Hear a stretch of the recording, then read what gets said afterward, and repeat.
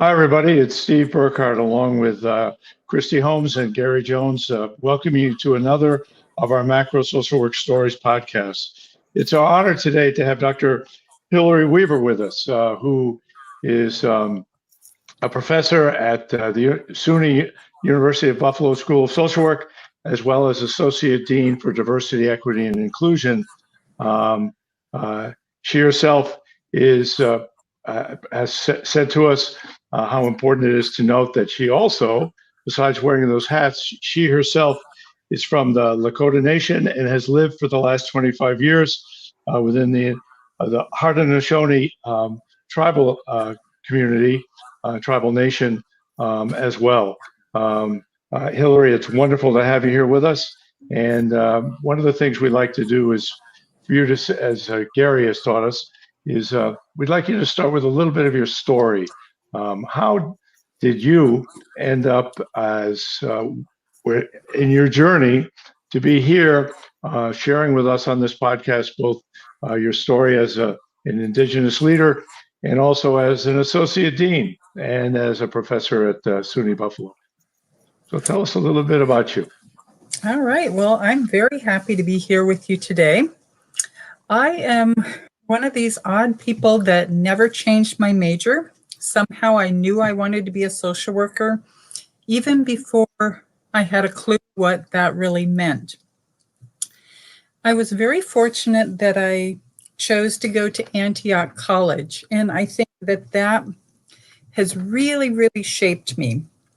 Antioch was the first college in the United States to admit people without regards to race, creed, or color. And they did so back when there was still slavery in the United States. Antioch was the first college to admit women to study any degree that they wanted to. They didn't have to just study home ec. The motto of the college is "Be ashamed to die until you have won some small victory for humanity." Mm. So as an 18-year-old, I found myself at this really unique place that set my values, or really shaped my values for what was to come. I had grown up in Washington State, in the eastern part of the state, because my grandparents had gone away to boarding school, so I did not grow up in my own tribal territories. And I never really thought a whole lot about cultural diversity when I was in Washington State. But once I moved to Ohio, when I moved to college, I got a lot of questions about, well, who am I? What is my background? And of course, as an 18-year-old, that's when you're trying to figure all that stuff out. And as I was exploring the social work profession, it was different layers that fit together for me. It's not just who am I as an individual, but who am I in this chosen profession? Particularly as I began to learn about the Anglo roots of social work, having a very strong history coming from Europe, England in particular. And I wondered how social work was responsive to diverse people. I wondered how a person like me could fit in an Anglo profession, because I'm not Anglo, I'm Lakota. So all of these questions were bubbling around when I was in college, and they've continued to bubble around ever since then. Most of my research, my teaching, my service is all related to this cultural piece, and what does that mean for social work? As an educator, I think one of the most important things that I can do is help social work students learn about diverse populations, because often people tend to be in silos and we don't really know about different people. But yet social workers are always working with people different than themselves. So my role, through my writing, through my speaking, through my teaching, is really to help educate people so they will be better at serving all sorts of diverse people, but with a particular focus on Indigenous populations. And I've also done a fair amount of work with refugees as well. So in a nutshell, that's little bit about my background and how I come to this work. Well, it's obviously it's been an important journey that you've been on that not only informs you, but I'm sure informs the students and the people with whom you work. So, what is your position? You mentioned, I mean, obviously, you wear many hats. There's three: one as a professor, one as associate dean, then your research, and then your commitments to the people with whom you work, especially Indigenous people. Um, how has that? How has your journey influenced how you approach your deanship as an associate dean of diversity, equity, and inclusion? DEI is a whole big topic these days, Mm-hmm. and how do we make it something? How do you make it something that's has the depth to it that you want it to be? Well, even before I had that title, and even before diversity, equity, and inclusion was the hot thing, I was always pushing to include this in my work because I had focused on that cultural piece. So Mm. for 7 years, I was actually Associate Dean for Academic Affairs. And when the School of Social Work asked me to take on that position, they said that if I took the position, I could shape it and I could make my mark and I could leave a legacy. So I had to think about what would my mark be? What legacy do I want to leave? And so I started developing a lot of programming, which I believe shapes what we in social work education call the implicit curriculum. Mm-hmm. Not just what are we teaching in our classes, but how are we really communicating about what is important and who is important.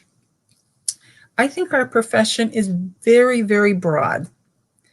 We as social workers do a lot of things. We're not just clinicians doing micro work. There's the macro piece, there's the advocacy, Mm-hmm. the societal change.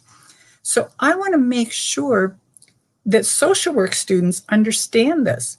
So as I stepped into administration, it was an opportunity for me to articulate the values of my chosen profession and say, social work really cares about this. And going back to what I said a couple minutes ago about people being siloed and not really knowing about people who are different than themselves, I thought, well, if I'm going to shape the implicit curriculum, I want diversity front and center, all sorts of diversity. So one of the first initiatives that I developed was a luncheon series, Social Issues Global to Local. And Mm. I could bring in speakers, and my choice of speakers would clarify how I saw the social work profession and the breadth of our profession.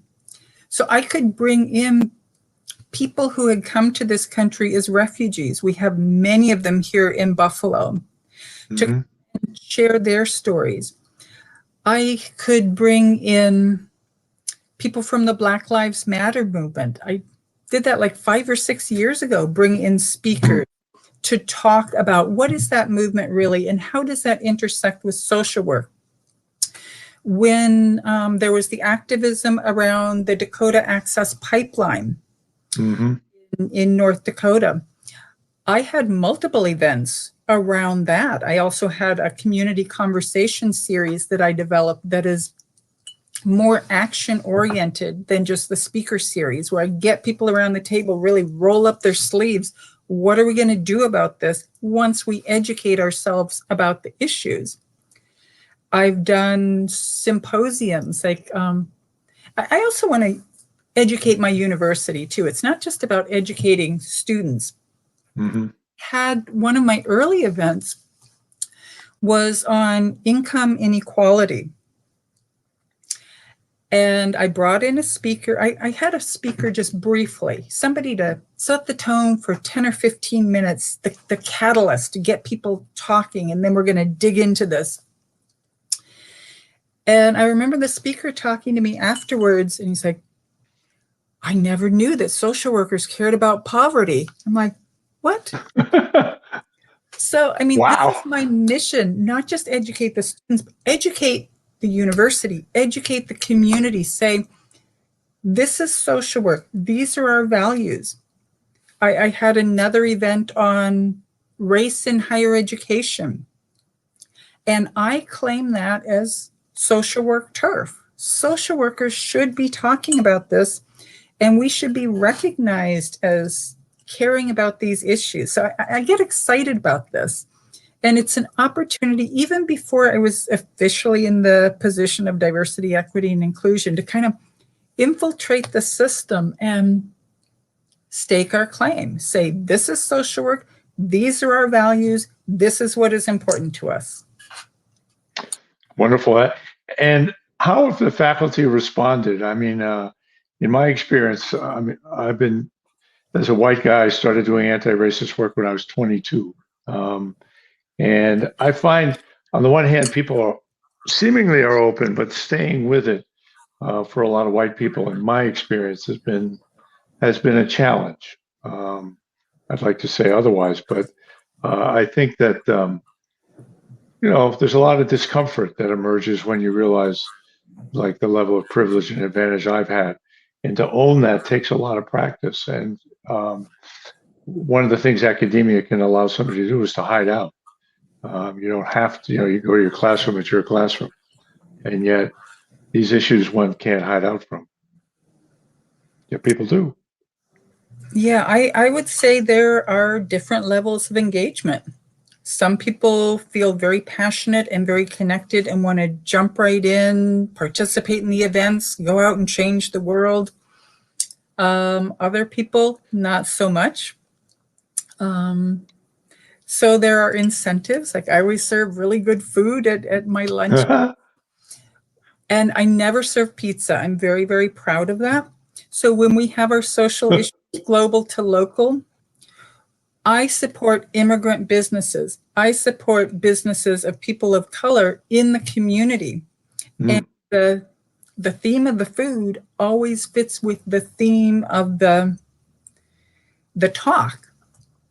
I mean, sometimes it's a little bit tricky. I remember I had an event related to southern border issues a couple of years ago, and we had some immigration raids here in Buffalo.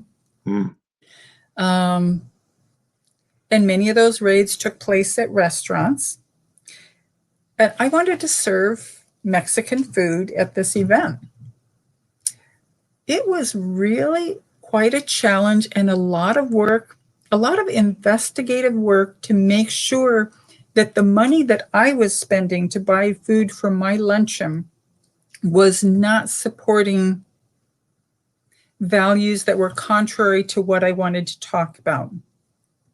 But it was so worth it to not just blindly say, oh, I'm going to have food at my lunch and let me order whatever, but to do this as a conscious choice.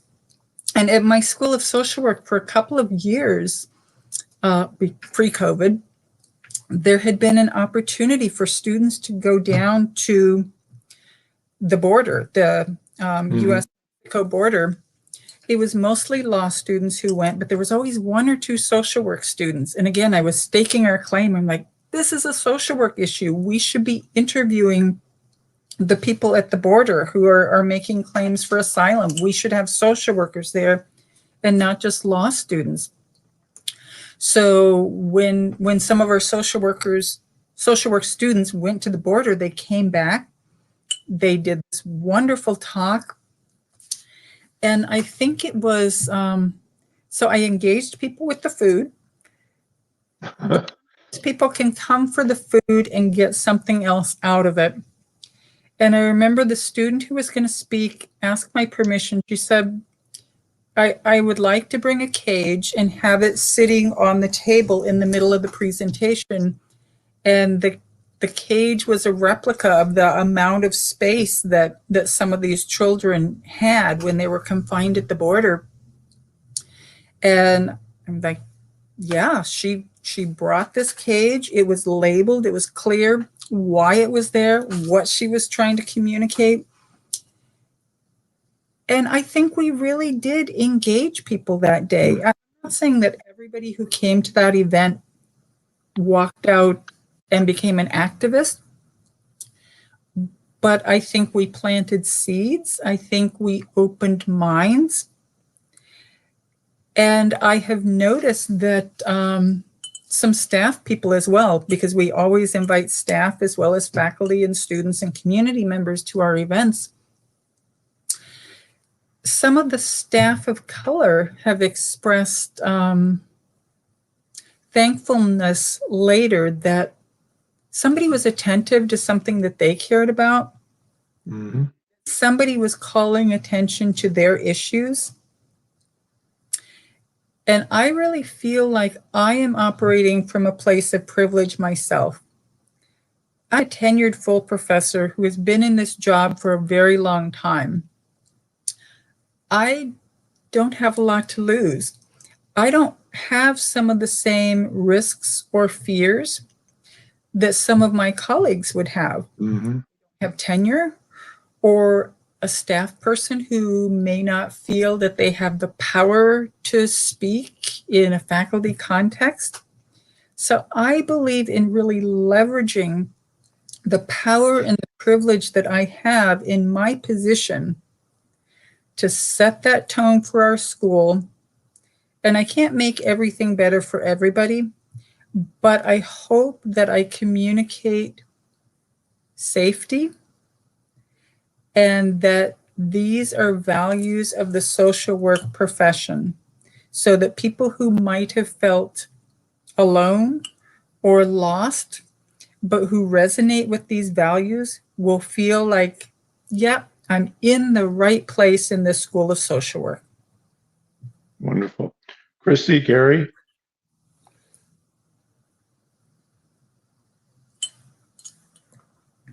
So as you talked about you're in the classroom and who was important, it sparked an interest, because when I look at my textbooks, I don't see, when I see myself, I see pathology.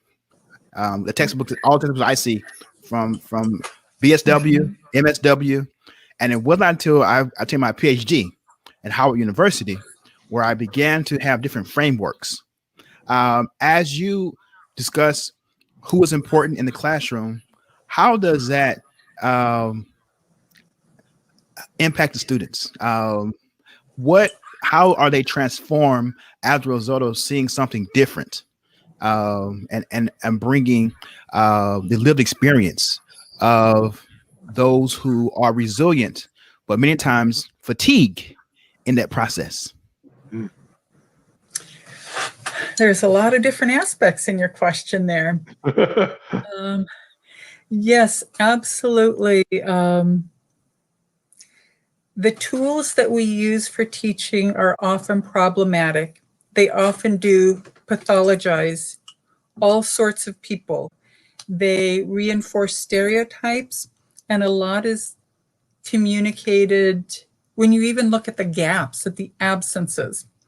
So as an instructor, I need to balance that. I need to say that, there are gaps in a particular book, but let me supplement with some articles. Let me supplement with some guest speakers. Let me supplement with some films. And I've done a lot of experiential learning, get students out into the communities. I'll give you a couple of examples that I think were very powerful for my students. There's a lot of refugees here in Buffalo, as I've mentioned before, and this has always been a place where people have passed through seeking a safe haven. From 150 years ago, where this was a stop on the Underground Railroad, across the river from Canada. So there's a strong history of the Underground Railroad here. In the 70s, we had many people fleeing Central America, fleeing the violence and the drugs and the gangs there. So the sanctuary movement was important here.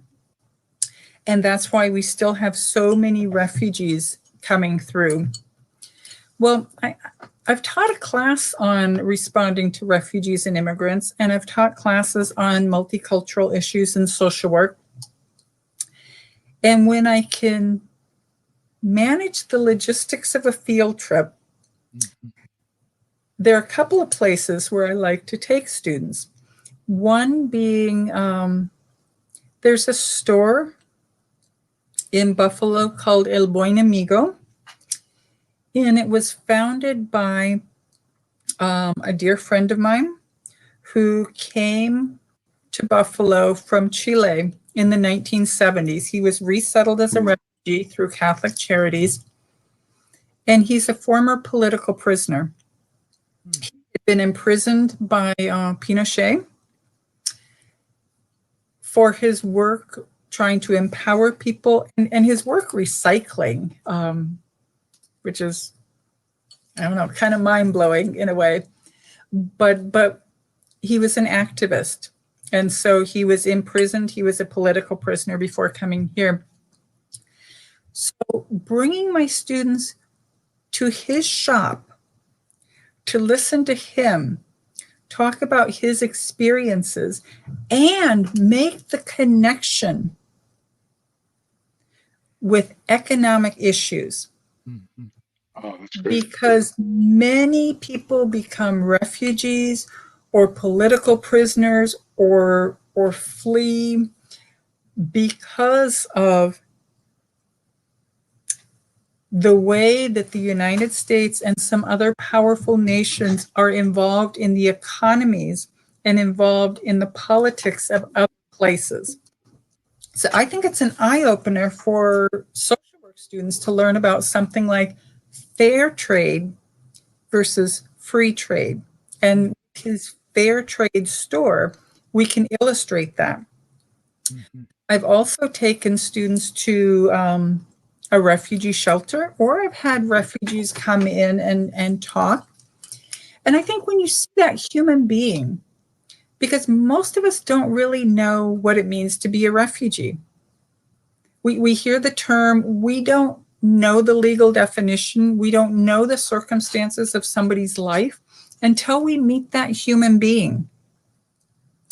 And I'll give you one more example of a guest speaker that I used to have in my class who was very powerful. He was a former student of mine. I often tap former students when they're great and bring them back, come talk to the student. And he was coming home from an internship back in his student days, years ago. He was coming back from an internship working in a foster care agency. And he got stopped by the police. And he was brutally beaten by the police. This student is African-American, or former student, African-American, male, 6'3".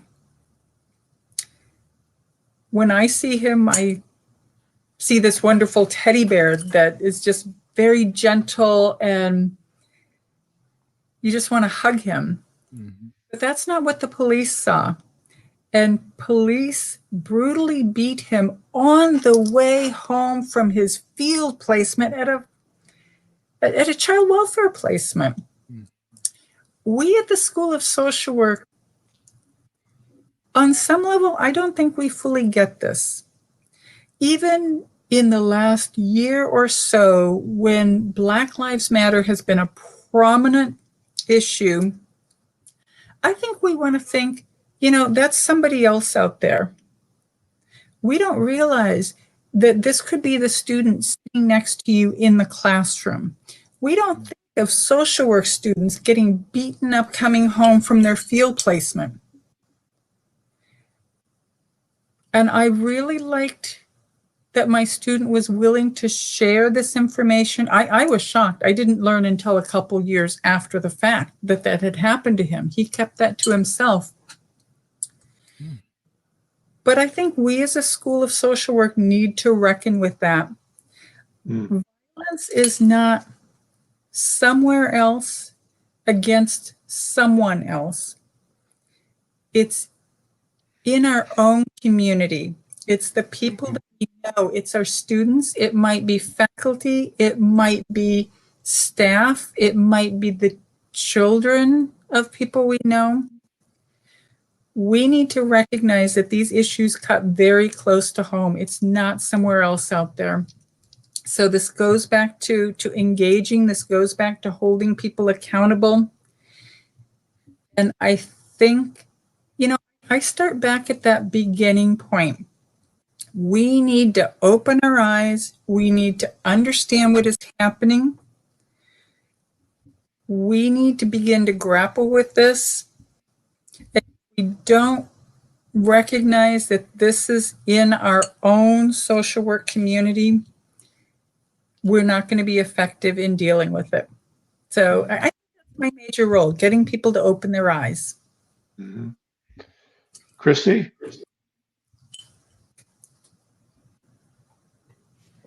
Well, so how do you mentor or encourage faculty at where you're at or anywhere else on how to speak up safely?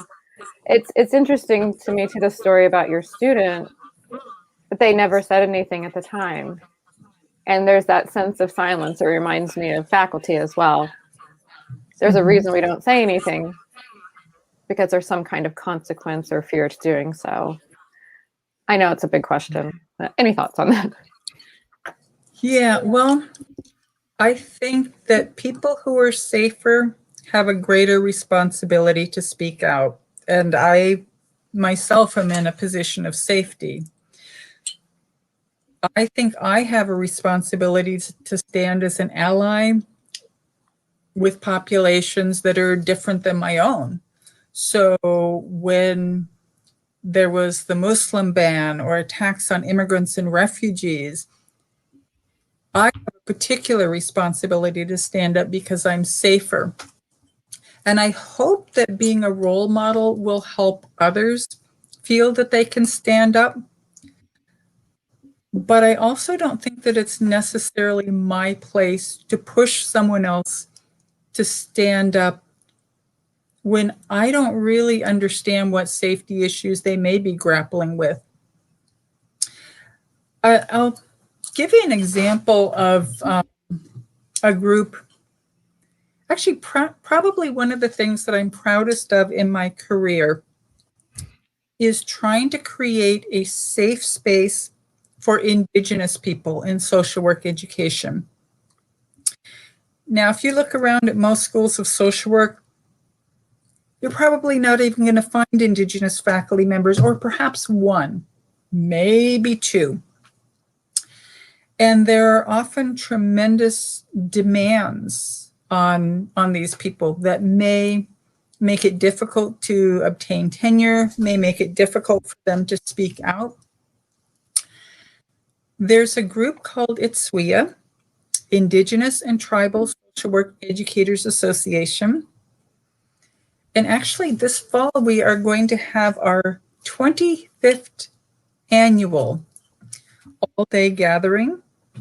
Permitting, we will be able to get together. And it's an opportunity for networking and support. And we can support each other when other people don't even recognize the challenges and needs that we have. So I facilitate that group, and I try to make a safe space for those faculty. I try to make a safe space for other faculty of color in my institution, people that are going up for tenure. I can share my experience, although my experience can be different than someone else's experience. But sometimes it's helpful just to know what someone else has gone through. I've noticed, oh, sorry. Oh, go ahead. I've noticed, I was following a Twitter thread yesterday or the day before, and it was social work. I think originally it was multidisciplinary for sure, but they were talking about those who are retiring, that they're not replacing the positions with tenured positions anymore. They may not even replace it. And that was bringing up a whole host of issues, obviously. So those safe spaces that you may have as a tenured faculty member may no longer be available. And so thinking ahead, I didn't even participate in the conversation. I just read and tried to take it in, because I think that's going to be an important thing to focus on in the future if that's not even available any longer. Because overall, academia is moving towards all non-tenure. It's what 79% now is without tenure. So most of the new hires are not going to be a tenure track. So the safety part will be missing. Right now, people are excited to get kind of in the middle of it. It was whether they had a 1-year contract or a 3-year contract, which was the big win now, not a full-time position that was permanent. And so that's the biggest thing people are looking for now, and how minimized they felt by it. So I think that's more what we're headed into. And I think that's really a constraint on our ability to speak up in the profession. And so you probably haven't even had a chance to think about that, and it just came up for me, but you're making me think of a lot of different things in this that I think. Yeah, if we don't have job security, particularly for people who have a family to feed, have other people depending on them, if you don't have job security, that can be a very difficult, very precarious position to be in. And you may feel that you need to compromise your values just to survive and get that paycheck. I am fortunate in that my university is unionized, and I worked in a union as a social worker. I had a field placement in a union as a social worker back when wow. I am a big believer in unions, and I hope that unions will continue to be a force to be reckoned with. I mean, there's some court decisions that haven't been particularly favorable. And the numbers of people in unions is dwindling, so I don't want to minimize that, but I still believe that unions can be a very, very powerful tool to help keep us all safe. Hillary, I wanted to go back to the wonderful gathering that you're going to be having. What have been some of the possibilities in that work that have been created, and what do people see as some of the challenges in social work that perhaps are commonalities or at least some commonalities that Indigenous folks have in our profession? All right. Well, I like the way you started with the strengths there. So the good stuff that's coming out of the gathering. One of the projects that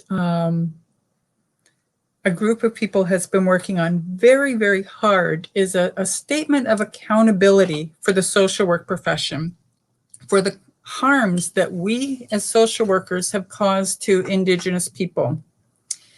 In 2019, both the Canadian Association of Social Workers and the Canadian Association of Social Work Educators came out with statements about these harms and the complicity of the social work profession in colonization. So seeing what our Canadian colleagues did, I went to some of my Atswia colleagues and said, how do we hold our profession accountable in the United States? We are very close to having a document that we are bringing forward to the Council on Social Work Education. Actually, it will come for a vote at the June board meeting. It is a very detailed statement where we have done historical research, and we can identify roles that social workers played, for instance, in sterilizing Native American women, in forcibly taking away Native American children and adopting them out to non-Native families. It was very interesting to see how many social workers were originally involved with the eugenics movement. Mm-hmm. So we've got this documentation. We think it'll be a great educational resource. And I think that's one of the real success stories of this organization and our work. Oh, and I will mention that it's not just American Indians. It is Indigenous people in the United States, its territories, its possessions, its commonwealths. Mm. We are including not just American Indians, but Kanaka Maoli, Native Hawaiians, American Samoans, Indigenous people from Guam, the Confederated States of Micronesia, which are affiliated with the United States. So it's a broad take on Indigenous people within the U.S. and its territories and what social work has done to these populations. I think it also... We barely touch on that in human behavior in the social environment. Back when I could add more to it, like you said, we were adding different films or readings or articles to supplement what the curriculum had. I would go over the eugenics movement and who was included, and we used some of the case studies, which is a very different view than what we're generally teaching. So I really appreciate that you're doing an accountability statement. Well, I'm hoping that this will be well publicized and a tool that is available, publicly available to all of us to educate ourselves, to use it as a tool, to educate students, and to hold ourselves accountable. And I do think it has broader implications. I think that the colonial foundation of the United States is associated with every form of exploitation and racism in its many manifestations that we have here. So when you have the colonial powers defining peoples as subhuman, that allowed taking of land, that allowed killing people, it allowed decimation, it allowed genocide. This is that insidious root that underlies all the racism we have in this country. If we can begin to heal in one area, it's not just one siloed marginal area like pay attention to what happened to Native Americans. It has implications for African Americans, for Asian Americans, for gender issues, for immigrants, for Latinos, Latinas, for all of us as human beings. If we treat a population as subhuman and that's okay, then we go on to treat other populations as subhuman and we get away with it and we exploit them.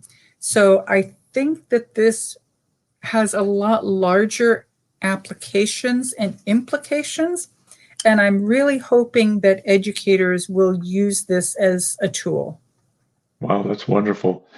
You know, it's we obviously could talk for another hour. One of the things we've learned in podcasts is to not make them too long, so we keep our audience. You have so much substance, you could talk about many things many times over. I hope we'll be able to have you back. One of the things we like to do is we end not by one of us ending, but by our speaker. And in this case, you, Professor Weaver, we'd love you as a Lakota Native American, as somebody steeped in this work on a wonderful journey, that you yourself have the last word that you'd like to leave with our listeners. Okay. Well, I do want to be clear that my traditional culture is the root and the foundation of who I am. Even in this modern contemporary world, if I did not have these strong Indigenous values, I would not be able to branch out into social work. I think that my understanding as a Lakota person tells me we are all related. We are all valued. We are all worthy. And that's what I bring to social work. And that's what I try to communicate whenever I speak to others, whenever I do my writing, whenever I do my teaching. It's that value base. And I believe that it's very compatible between my Indigenous values and my social work values. And it all goes into making me who I am and doing what I do. I'm very happy to be able to share some of that with you here today. Thank you so much. Yes, thank you for sharing your lived experience. Your lived experience, Thank you. embracing who you are, allow freedom for you to speak truth. And what I got most from this opportunity, this conversation, was the valuing of yourself, your heritage, and valuing of others. When others feel value and seen and heard, they're able to reach their full potential. So thank you. You're very welcome. Thank you.